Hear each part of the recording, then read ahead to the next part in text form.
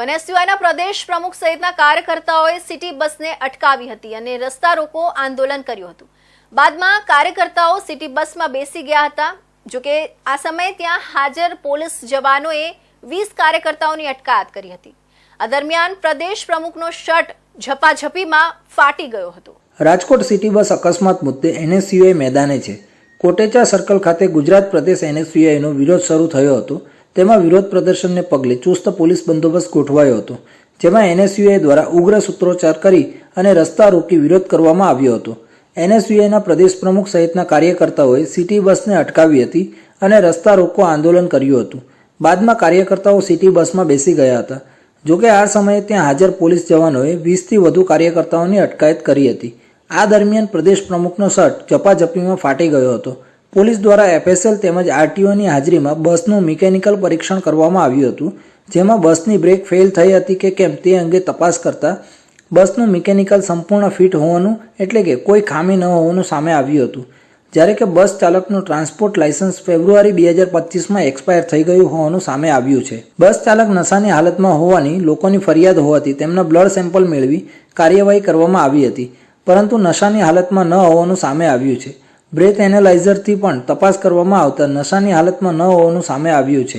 પ્રાથમિક તપાસમાં CCTV footage જોતા એવું લાગે છે કે ચાલક તે બ્રેક લગાવી શક્યો નથી અને અકસ્માત સર્જાયો છે।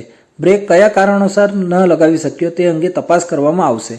એની અંદર અમે જેમ ગઈકાલે કીધું એમ કે આ પ્રકારની ક્ષતિ કે કોઈ પણ જે વસ્તુ એક્સિડન્ટ થવાના જે કારણો છે એની માટેના જવાબદાર જો એ ડ્રાઈવર હોય, એજન્સી હોય કે કોઈ પણ વ્યક્તિ હોય એની માટેની અમે લીગલ એક્શન એના ઉપર લઈ રહ્યા છીએ, લેવાના છીએ જે બાકી છે એ પણ।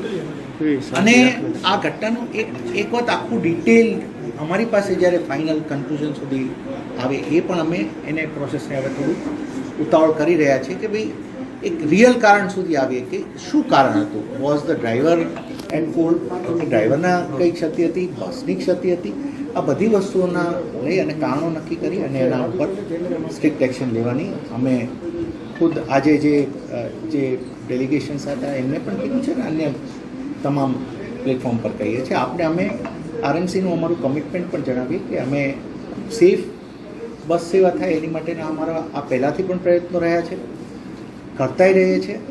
અને વિથ ધીસ ઇન્સિડન્ટ અમે પાછું આનું એનાલિસિસ કરીને અમને એવું લાગશે કે જ્યાં જ્યાં હજી પણ કોઈ સ્ટ્રિક્ટલી આની ઉપર કરેલું છે એને પણ લઈશું, બટ બેઝલાઇન રિમેન્સ કે આવા કોઈ પણ ઇન્સિડન્ટમાં સાહેબ કંપનીથી લઈને કોઈની પણ જવાબદારી આવતી હોય તો એને છોડવામાં નહીં આવે।